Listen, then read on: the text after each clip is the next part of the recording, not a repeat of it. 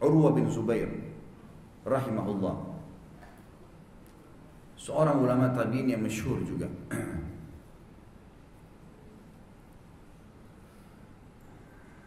Urwah bin Zubair ini teman-teman sekalian pernah satu kali diundang oleh seorang khalifah. Tentu dia punya kisah awal pembukaannya. Urwah bin Zubair ini pernah duduk di depan Ka'bah di masa masih muda. Dia duduk berempat. Dia, Urwah bin Zubair, sama adiknya kalau nggak salah namanya Muhammad bin Zubair. Terus ada satu lagi Abdullah bin Zubair. 3 orang bersaudara. Dan yang satu Abdul Malik ibn Marwan. Ya. Ini berkumpul 4 orang berteman ya. Yang 3 saudara, yang 1 temannya. Dulu depan Ka'bah habis sholat asar, lalu mereka ngobrol-ngobrol.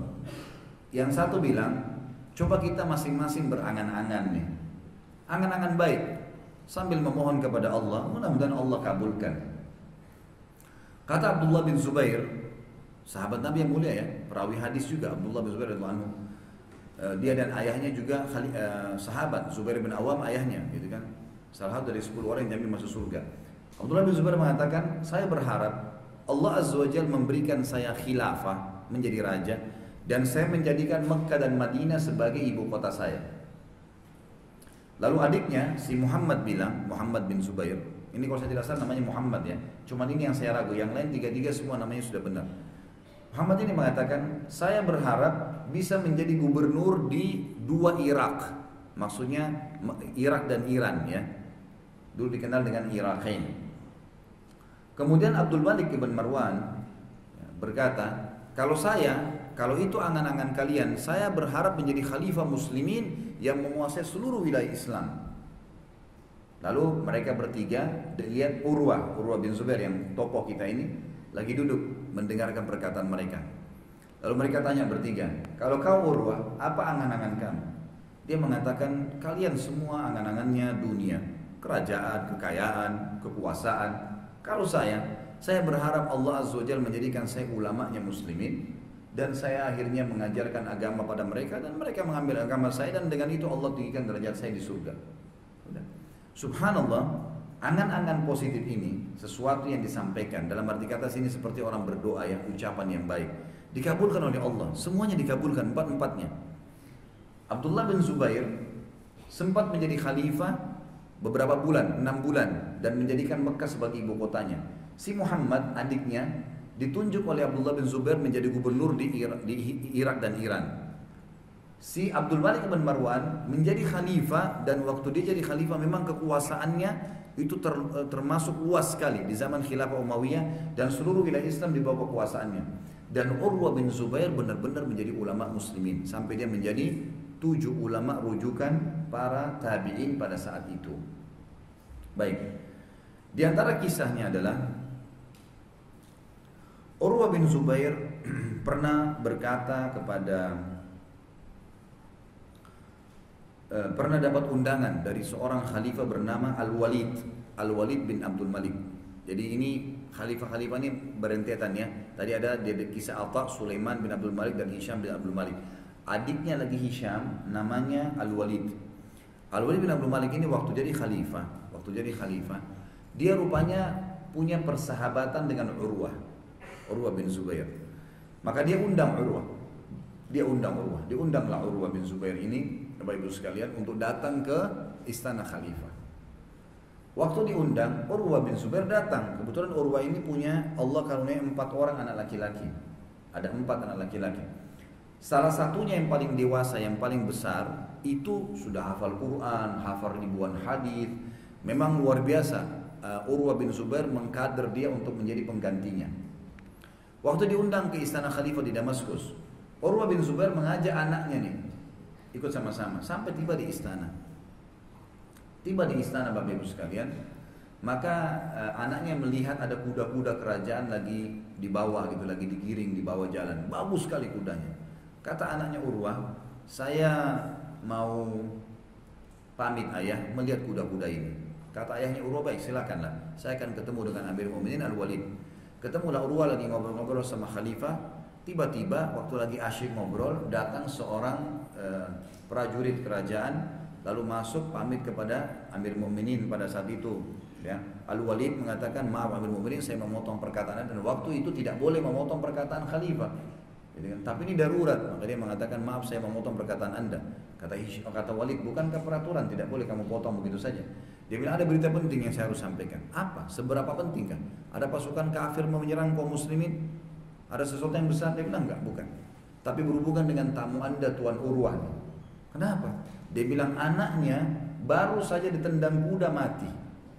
Anaknya dia yang hafal Quran tadi, yang hafal ribuan hadis. Ini baru saja tadi. Kata Walid, bagaimana bisa terjadi? Dia bilang tadi waktu kami masukkan kuda-kuda Anda, kuda kerajaan ke dalam kandangnya, kami sudah mengingatkan. Tapi dia tetap masuk karena keasyikan mengikuti kuda-kuda ini. Waktu dia berada di dekat salah satu kuda, kuda itu menendang daerah dadahnya, maka meninggal di tempat. Kira-kira bagaimana tokoh kita si Urwah ini? Waktu dia dengar itu, dia senyum saja, dia mengatakan, sudahlah, sudah ajalnya. Sudah ajalnya. Tidak apa-apa. Berikan anak saya akan urus jenazahnya. Diuruslah jenazahnya sama dia. Dimandikan, dikafani, tidak ada. Al-Walid mengatakan, Al-Khalifah menceritakan, saya belum pernah melihat ada manusia seperti Urwah. Anaknya mati, dia senyum. Gitu kan? Kemudian dia mengurus jenazahnya dengan sangat tenang, menjalankan sunnah Nabi SAW pada jenazahnya. Dimandiin, diurus, dikafani, lalu disolat, lalu kemudian dimakamkan. Seketika pada saat itu. Ini berlalu kalau kita sekarang mungkin cuma sejam. Mandi segala kafani seketika langsung diminta kuburan, dikuburkan. Waktu turun ke kuburan yang lahat, maka Urwah pun ikut turun, menurunkan jenazahnya. Di dalam bahasa Arab ada namanya penyakit gargarina. Gargarina ini penyakit yang kalau kena kaki orang atau tubuh orang bisa membusuk tiba-tiba. Tiba-tiba bisa membusuk. Saya tidak tahu nih bahasa apa dalam medis ya. Tapi memang dalam kisah dikatakan begitu. Penyakit terkenal. Kalau zaman dulu tidak ada cara lain, harus dipotong. Karena tiba-tiba kulitnya menghitam, memar, kemudian membusuk dan itu rusak. Itu disebabkan karena jenis tanah tertentu. Seperti itulah. Urwah bin Zubair turun, kakinya kena gargarina ini. Waktu dia turunkan jenazah anaknya, begitu dia naik dari liang lahat, tiba-tiba kakinya mulai memar, menghitam. Dia mau jalan berat. Dipanggillah oleh Walid, tabib yang terbaik. Periksa nih, cek, ada apa nih? Dicek ternyata katanya tabibnya ini adalah gargarina Amir Mukminin, tidak bisa. Ini solusinya harus dipotong, nggak bisa cara lain, nggak ada cara lain. Dia bilang baik, sampaikan baik-baik dengan santun kepada Urwah. Disampaikan oleh tabib, wahai Urwah, Tuan Urwah, ini masalahnya bukan masalah ringan, tapi ini gargarina, kalau dibiarkan membusuk ke badan Anda semua. Kami harus potong. Kata tabibnya, saya belum pernah menemukan manusia seperti Urwah. Waktu saya bilang dipotong, tidak ada jalan lain, dia mengatakan inna lillahi wa inna ilaihi raji'un, potong saja. Potong saja. Sudah selesai, diterima, gitu kan. Maka kata dia baiklah. Dilapor kepada Amir Mukminin Walid mengatakan baik, siapkan tempat terbaik, ruangan terbaik di istana ini buat tadi operasi, eksekusi itu kakinya. Baik. Disiapkanlah tempat. Kemudian tabibnya membawa khamar. Beberapa kendi khamar, gitu kan. 2 sampai 3 kendi khamar, khamar yang berkualitas tinggi dibeli. Kemudian dibawa di dekatnya Urwah. Lalu kata tabibnya, silakan Tuan Urwah. Silakan apa dengan khamar ini? Silakan minum, gitu. Kenapa harus minum khamar? Anda akan saya potong kakinya. Saya akan iris kulit Anda, daging Anda, tulang Anda. Saya akan potong. Semua orang yang mau dilakukan ini harus minum khamar, harus mabuk. Kalau enggak mati, susah. Gitu kan? Dia bilang tidak, demi Allah, kata Urwah. Saya demi Allah tidak pernah sentuh minuman itu sementara saya sehat, maka saya tidak akan sentuh sementara saya sakit. Mustahil, haram dalam agama. Enggak, saya enggak mau. Baik. Tabibnya keluarkan, musyawarah lagi sama Al-Walid, Amir Mukminin, bagaimana nih? Tuan Urwah enggak mau pakai khamar. Selama ini yang kami tahu tidak ada cara lain kecuali khamar. Kalau kita sekarang obat bius gitu. Baiklah. Kata dia baik, tanya baik-baik Tuan Urwah, bagaimana caranya? Atau cari jalan. Maka tiba-tiba di ruangan operasi, di ruangan kerajaan itu didatangkan orang-orang yang badannya kekar-kekar, 10 orang. Yang badannya keras seperti batu, mengelilingi Urwah. Lalu kata Urwah, untuk apa mereka? Kata tabibnya, untuk memegang Anda. Satu tangan dipegang 2 orang. Harus, nggak bisa bergerak. Harus dipegang kuat. Kalau Anda akan bergerak sedikit salah potong nih. Dia bilang tidak, saya tidak perlu semua itu. Kalau tabibnya, wahai Tuan Urwah, nggak ada jalan lain. Apa saran Anda sekarang? Kata Urwah, saya akan berzikir kepada Allah. Kalau saya sudah berzikir, menyebut nama-nama Allah dan kau dengarkan, kalau wajah saya sudah memerah, potong kaki saya. Kata tabibnya, baiklah, tapi ini belum pernah dicoba cara ini. Keluar semua Al-Buja tersebut. Kemudian tabibnya cuma sama orang yang bantu dia 2 orang. Sudah siap dengan pisau potongnya, sudah siap dengan darah yang akan ditampung dan seterusnya. Mulailah Urwah, subhanallah, alhamdulillah, wa la ilaha illallah, wallahu akbar, subhanallah. Terus dizikir sama Allah. Kata tabibnya, saya memperhatikan wajahnya, dia sambil tutup mata. Begitu wajahnya memerah, dan memang berubah memerah. Lama-lama direnungi sampai dia kalimat memerah wajahnya. Dia bilang, saya pun memotong kakinya. Tiba-tiba saya potong pada saat itu, dan darah mengucur. Tapi Urwah, suaranya tetap sama. Nggak ada perasaan sakit, nggak ada kelihatan apa. Seperti orang yang sudah di alam lain gitu. Lalu selesai, darahnya sudah ngucur, saya tepuk. Tuan Urwah, sudah selesai dipotong kaki. Dia bilang, alhamdulillah. Padahal ini sudah habis dipotong nih. Kayak orang yang tidak rasa sakit, tulangnya juga dipotong gitu. Maka tabibnya mengatakan, tapi darah masih ngucur. Kami harus berhentikan. Kata Urwah, berhentikanlah. Dia bilang, tapi anda harus tahu, kami harus celupkan kaki anda di minyak panas. Nggak ada solusi lain. Cuma itu, minyak dipanasin, mendidih, celupin, maka secara otomatis terbakar urat-urat itu, maka berhenti darahnya. Nggak ada cara lain zaman dulu.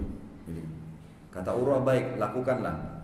Saya berzikir kepada Allah, kalau seandainya wajah saya memerah, baru kamu lakukan itu. Mulai baik, subhanallah, alhamdulillah, wa la ilaha illallah, Allah, berzikir terus sama Allah. Begitu memerah kata tabib, maka saya pun langsung mencelupkan telapak kakinya, potongan kakinya ke minyak panas. Tapi manusia, ya, pada saat itu Urwah tiba-tiba pingsan. Dan Urwah bin Zubair ini terkenal rahimahullah, orang yang tidak pernah meninggalkan 10 juz per hari bacaan. Selalu, sampai dikenal dengan khazinul Quran, orang sahabatnya Al-Quran. 10 juz tiap hari, pokoknya baca. Dan tidak pernah seumur hidupnya ketinggalan 10 juz per hari, kecuali pada hari tadi dieksekusi kakinya itu. Maka dia pingsan waktu dia sadar, sudah dibalut kakinya. Kemudian dia bilang, mana kaki saya yang sudah dipotong itu? Didatangkan oleh tabibnya. Orang bingung semua kenapa dia minta kakinya. Kemudian diangkat sama dia, dia mengatakan, alhamdulillah yang telah memudahkan saya tidak pernah pakai kaos 1 kali pun ke tempat yang haram. 1 kali pun belum pernah saya jalan kamu di tempat haram, alhamdulillah. Dan kau kembali kepada Tuhanmu, karena akan dikubur kakinya. Kau akan kembali kepada Tuhanmu menjadi saksi untukku hari kiamat. Sudah selesai. Pulanglah Khalifah akhirnya. Pada saat itu mendengar berita eksekusi sudah selesai, lagi istirahat Urwah, dia bingung nih. Amir Mu'minin ini Al-Walid bingung bagaimana caranya menghibur Urwah nih. Satu hari yang sama, anaknya mati, anak kesayangannya, kakinya juga dipotong, gitu kan? Ini gimana caranya? Pendatang dari Madinah dalam kondisi begitu, pulang dalam kondisi yang berbeda.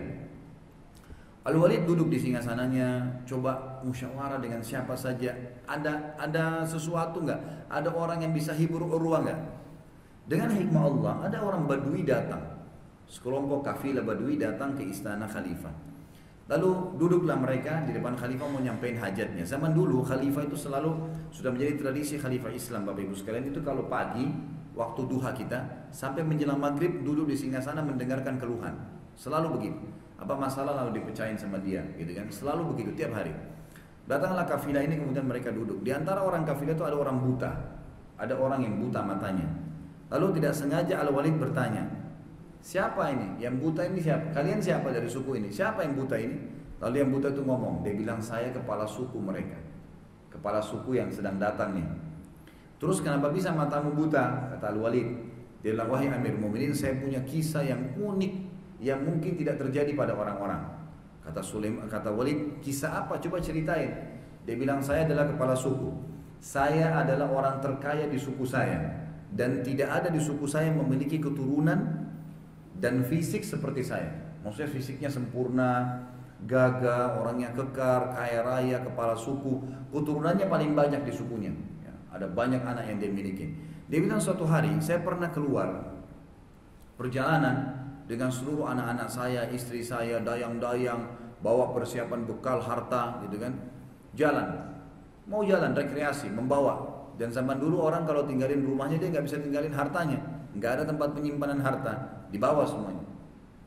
Dia bilang waktu malam hari kami lagi istirahat di sebuah lembah, tiba-tiba waktu kami lagi tidur ada badai, hujan lebat, kemudian banjir besar sehingga membuat lembah itu penuh dengan air dan semuanya harta saya, kemah saya, anak, istri, semuanya dayang-dayang terbawa dengan ombak itu. Sudah mati semua, dibawa sama itu. Saya sempat selamat karena bergantung dengan batang pohon, ada batang pohon di situ. Berikut juga dia bilang, ada satu unta, yang unta ini masih terikat talinya, ada di situ. Waktu air ini sudah tidak ada, sudah habis, gitu, sudah rendah kena padang pasir, luas, airnya ngalir.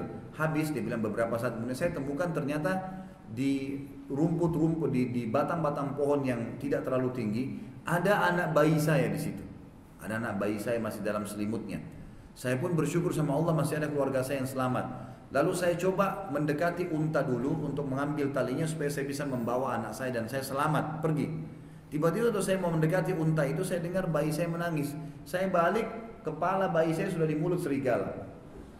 Kisahnya begitu. Dia bilang, sudah di mana serigala? Saya mau kejar, nggak bisa. Sudah dibawa lari sama serigala, gelap malam.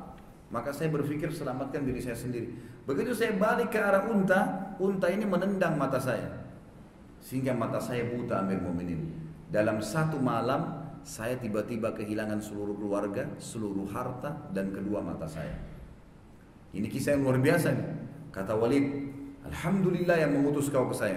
Bawa orang ini sekarang menuju ke Urwah. Ceritain, suruh ceritain pengalamannya. Artinya ada orang yang lebih berat daripada Urwah gitu.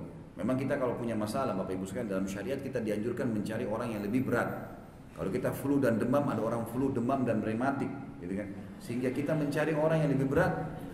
Kita lapar sekali saja sekarang, ada orang yang lapar 2 hari, 3 hari belum makan. Sehingga kita tahu nilai kadar perhatian Allah terhadap kita gitu ya.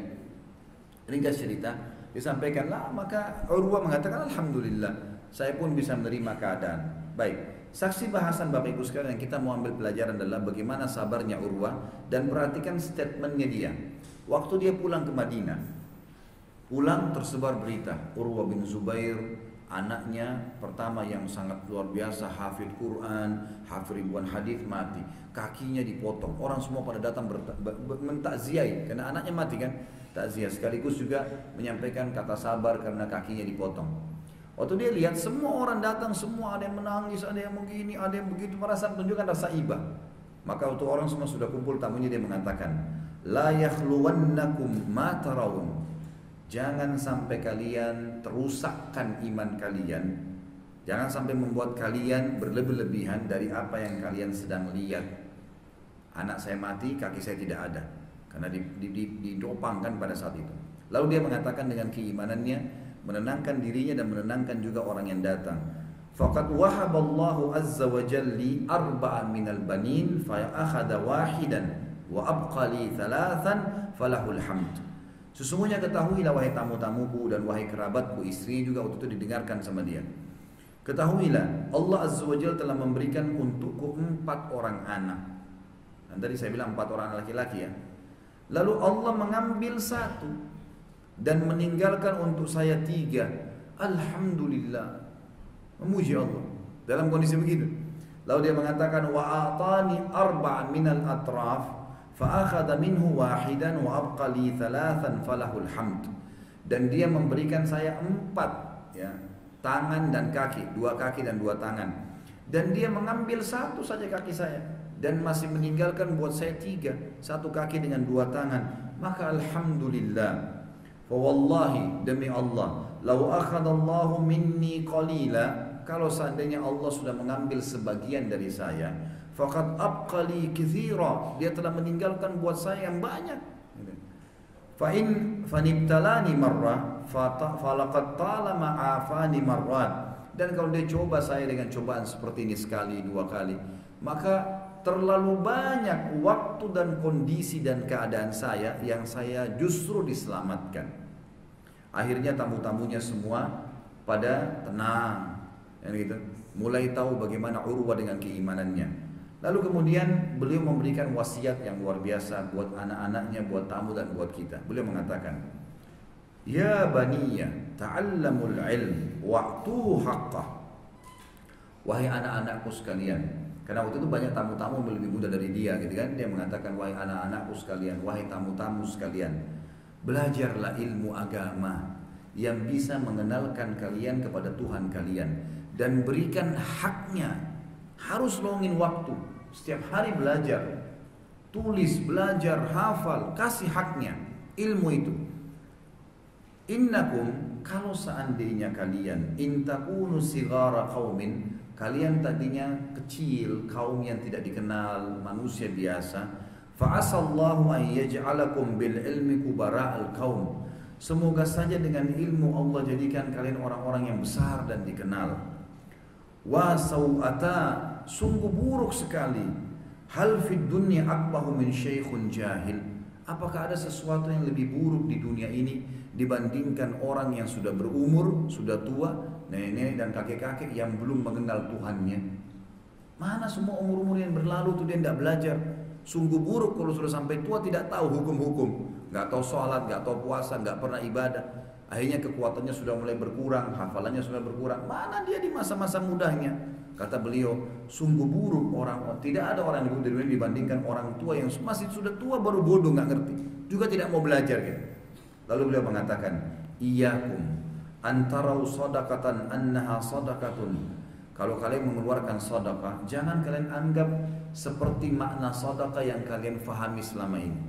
Selalu kalau sedekah kan kita anggap remeh ya. Ah, sedekah ya udahlah, bantuan buat orang. Makanya buktinya orang banyak memberi pas-pasan. Mana pernah seseorang di antara kita berpikir, kalau belum punya ilmu teman-teman sekalian, begitu ada orang miskin di jalan, kita punya 1 juta, kasih 1 juta buat dia. Kalau tidak ada ilmu, nggak bakal lakukan itu. Paling kita cari, oh nggak ada, maaf nggak ada uang kecil, nggak mau ngeluarin. Kalau 100 ribu itu sudah luar biasa kalau dia mau keluarin. Pernah nggak berpikir untuk keluarin semuanya kasih ke fakir miskin? Orang harus punya ilmu bisa melakukan. Dia bilang hati-hati, jangan menganggap yang sedang kalian keluarkan itu adalah sedekah, sesuatu yang perlu dianggap remeh dan pas-pasan, gak masalah. Bal i'tabaruha hadiyah tahdi lillahi azza wajalla. Tapi harus kalian anggap itu adalah hadiah yang kalian sedang berikan kepada Sang Pencipta Allah. Wala yahdiyanna ahadukum, dan janganlah seseorang di antara kalian memberikan lillahi untuk Allah ma yastahi an yahdiyahu li azizil qaum, yang dia malu kalau dia berikan kepada pemimpin satu kaum. Fa inna Allah azza wa jalla a'azzu wa akramal kurama, karena sesungguhnya Allah azza wa jalla adalah zat yang paling mulia dan paling dermawan ya, yang akan tahu bagaimana membalas hamba-hambanya. Kita kalau memberikan kepada Allah di jalan Allah gitu, bukan untuk Allah menggunakan harta itu, tapi karena Allah perintahkan. Maka kalau kita berikan kepada fakir miskin, kita berarti memberikan kepada Allah subhanahu wa ta'ala. Maka jangan berikan sesuatu yang buruk, karena Allah zat yang paling sempurna dan paling tahu bagaimana membalas hamba-hambanya. Kita kalau berikan orang miskin karena tidak ada yang lihat cuma 1.000 rupiah, Allah tahu 1.000 rupiah itu akan dibalas sesuai dengan kadarnya. Bahkan saking mulianya Allah, sebelum saya lanjutkan perstatement Urwa, ada sebuah riwayat yang menjelaskan pernah ada sahabat menyumbang 1 dirham, yang satu menyumbang 1.000 dirham, perbedaannya 999 dirham.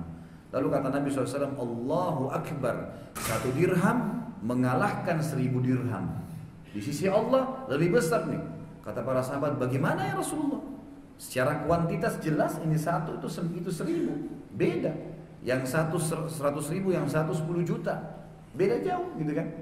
Kata Nabi SAW, karena orang yang mengeluarkan 1 dirham tidak punya kecuali itu, maka Allah hitung dia mengeluarkan seluruh hartanya. Sementara orang yang mengeluarkan 1.000 dirham, dia punya jutaan dirham yang lainnya. Jadi bagaimana kemahamurahannya Allah menilai itu. Maka Urwah titip pesan itu, dan dia mengatakan, wa ahaqqu an takhtaru li hadiyatikum, dan untuk Allah itu sesuatu yang paling pantas kalian sediakan hadiah untuknya. Jadi kalau kita kasih ke orang tua, kasih kepada orang miskin, kasih yang terbaik. Bahkan kalau perlu sesuatu yang jarang orang lakukan, itu kalau kita terjun di situ, pahalanya lebih besar dibandingkan sesuatu yang sudah ma'ruf. Seperti misal, kita memberikan orang miskin yang kita temukan di jalan, ada orang lakukan, sudah mungkin biasa orang tahu bisa kita lakukan. Atau memberikan makan orang yang lapar. Tapi pernahkah terfikir kita memberikan makan orang gila misalnya? Sesuatu orang yang tidak berpikir, orang gila pungut-pungut makanan atau mungkin bajunya terbuka, kita tidak pernah terfikir untuk memberikan kepada dia. Padahal bukan untuk dia kalau kita beri, untuk Allah subhanahu wa ta'ala. Ada orang malah mengolok-olok, kenapa kita nggak berhenti berikan makanan? Gitu kan? Segila-gilanya orang, Bapak Ibu sekalian, tidak ada diberikan makanan lalu marah dengan kita. itu pasti dia akan beri. Bukankah lebih baik kalau kita menelpon, kalaupun kita tidak bertakut dia berbahaya, kita bisa menelpon. Berapa lama kita menelpon 108, tanya rumah sakit, gila, kemudian telepon, tolong Pak di jalan ini ada ini, tolong dijemput, berapa biayanya saya tanggung, biar dibawa ke rumah sakit. Kenapa kita nggak lakukan itu misalnya? Sesuatu yang orang tidak lakukan gitu, itu nilai pahalanya jauh lebih besar. Maka terawatlah orang tersebut, kita biayai tiap bulan misalnya, contoh dan seterusnya. Lalu beliau berkata, ya bunayya, wahai anak-anakku, idza ra'aitum min rajulin fi'latal khair fa'ammilu bihi khaira. Kalau kalian lihat dari seseorang itu kebaikan yang memang itu baik di mata Allah, maka selalulah menyatakan kalau orang itu baik. Wa in kana fi nadharin nasi rajulus su, walaupun di mata orang dia orang buruk. Fa inna laha akhawatun amsalihha. Karena perbuatan baik itu punya saudara-saudara. Berarti dia juga buat baik yang lainnya tuh. Wa idza ra'aitum min rajulin fi'lata syarr, kalau kalian melihat dari seseorang perbuatan buruk, fahdharu, hati-hatilah dari dia. Wa in kana fi nadharin nasi rajulun khair, walaupun dia di mata orang baik. Karena orang biasa jaga wibawanya, tapi kalau kita pernah lihat dia berbuat buruk, berarti buruk nih orang nih. Fa inna laha akhawatin amsalihha. Karena perbuatan buruk itu punya saudara-saudara. Makanya kalau kita tidak pernah buka pintu keburukan Bapak Ibu sekalian, maka secara otomatis pintu buruk yang lain tidak bisa terbuka. Tapi kalau satu kali Ibu buka dan Bapak pintu buruk, itu akan memanggil teman-temannya. Akan terbuka celah-celah kita berbuat pintu yang lain, itu maksudnya. Wa'lamu, ketahuilah, annal hasanati tadullu ala akhwatiha. Perbuatan baik itu menunjukkan saudara-saudaranya, wa annas sayyiati tadullu ala akhwatiha, dan keburukan juga menunjukkan pada saudara-saudaranya. Kisah selanjutnya